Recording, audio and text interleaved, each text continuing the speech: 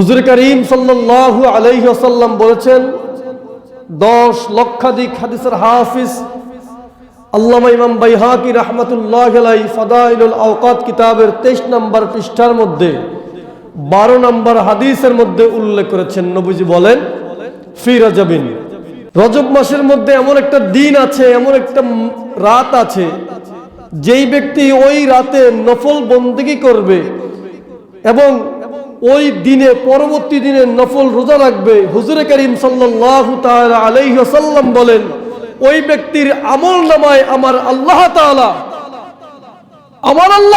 ওই ব্যক্তির আমল নামায় 100 বছর নফল বন্দেগীর সমান সওয়াব দান করেন। সুবহানাল্লাহ। রোজা কয় দিন? একদিন। নফল বন্দেগী কয় রাত?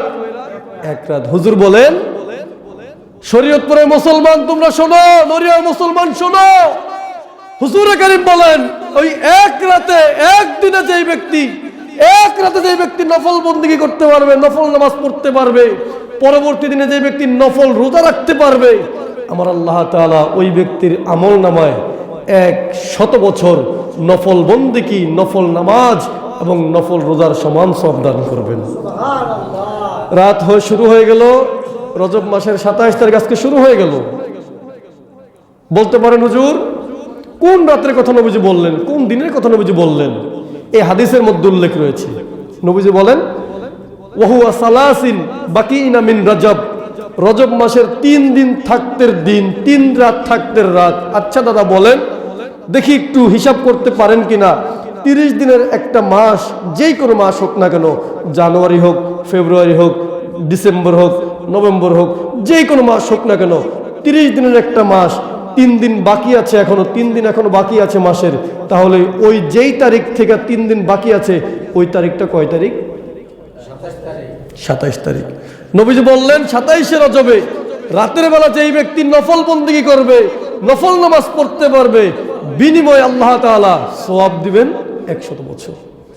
রোজা রাখবেন একটা দিন, কে পারবেন কে না পারবেন এটা তার যার যার ব্যক্তিগত বিষয়। রোজা রাখবেন একটা দিন, হুজুর বলেন তোমার ওই একটা দিনের রোজার বিনিময়ে আল্লাহ তাআলা 100 বছরের নফল রোজার সমান সওয়াব দান করবেন। এই বর্তমান সময়ে আইসা মসজিদের মিম্বরে বৈশা, মাদ্রাসায় বৈশা, ওয়াজের মঞ্চে বৈশা ফতোয়া দিয়ে আমরা শবে মেরাজ পালন করা বেদাত।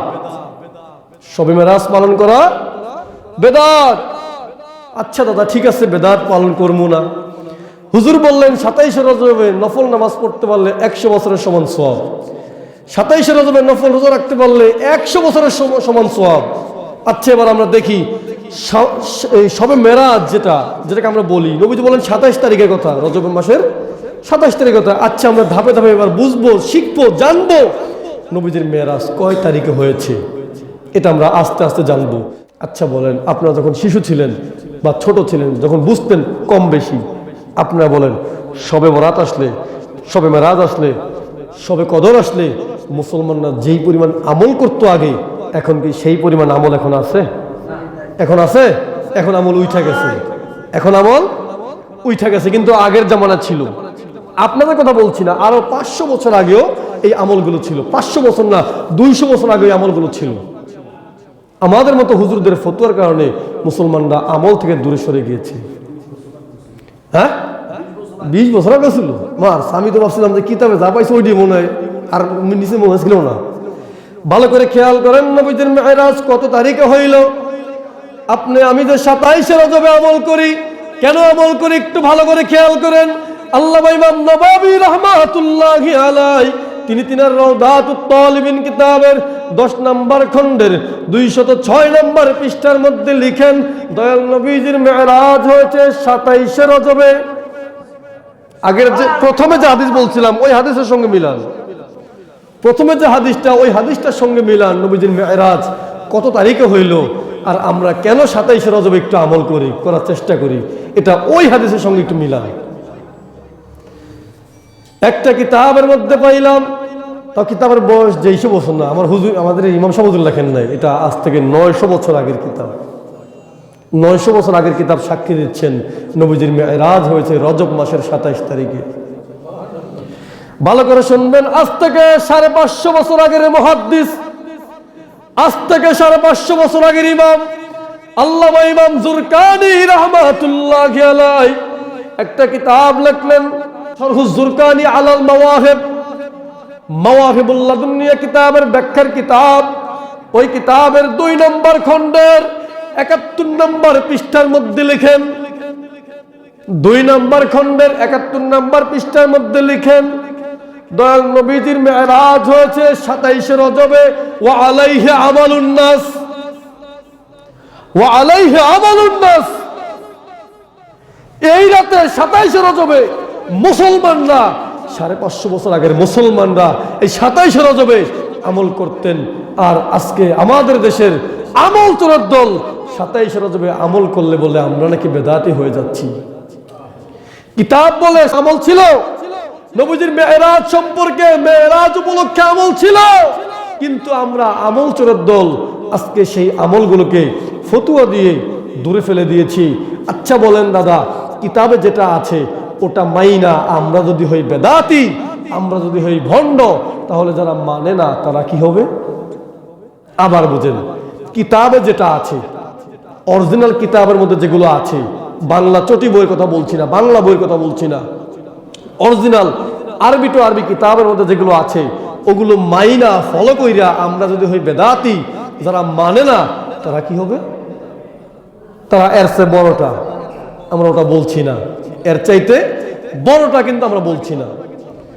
আর একটু ভালো করে শোনেন, ভারত উপমহাদেশের প্রখ্যাত একজন আলেম, যারা আজকে দেখবেন এইরকম করে নামাজের মধ্যে বারবার হাত বান্ধে বুকের উপরে আছে না, আছে, অনেক পাওয়া যায়। আমাদের এই মসজিদে সচরাচর আসে না, আমাদের এখানে সচরাচর আসে না, আসলেও চুপচাপ থাকে বোবার মতো, কারণ জানে মোহাম্মদ আলী সাহেব যেমন আছে তেমন ফয়েজ আহমেদ সাহেব আছে, ঠিক তেমনি ভাবে নিজামুদ্দিন জিহাদিও আছে। এদেরকে খণ্ডন করার জন্য, এদেরকে প্রতিবাদ করার জন্য আমরা অল টাইম প্রস্তুত ইনশাআল্লাহ। এদের 200 বছর আগের মুহাদ্দিস, 200 বছর আগের মুহাদ্দিস নাম মাওলানা আব্দুল হাই লাখনবী একটা কিতাব লিখলেন আসারুল মারফুয়া। এই কিতাবের 77 নম্বর পৃষ্ঠার মধ্যে তিনি লিখতেছেন, এই কিতাবের 77 নম্বর পৃষ্ঠার মধ্যে স্পষ্ট তিনি এইভাবে লিখে দিচ্ছেন, ওয়া আলা হাযা ফায়াস্তাহাব্বু ইহয়াউ লাইলাতাস সাবঈ ওয়া 20 মিন রজব। রজব মাসের 27 তারিখে, রজব মাসের 27 তারিখে রাত জেগে আমল করলে মুস্তাহাব আমলের সমান সওয়াব পাবেন। কি আমল করেছেন? নফল নামাজ পড়ছেন, দান সদকা করেছেন, তাসবিহ তাহলিল পড়ছেন, জিকির আজকার করেছেন, বেনিফিট পেয়ে যাবেন 100 বছরের। কত বছর?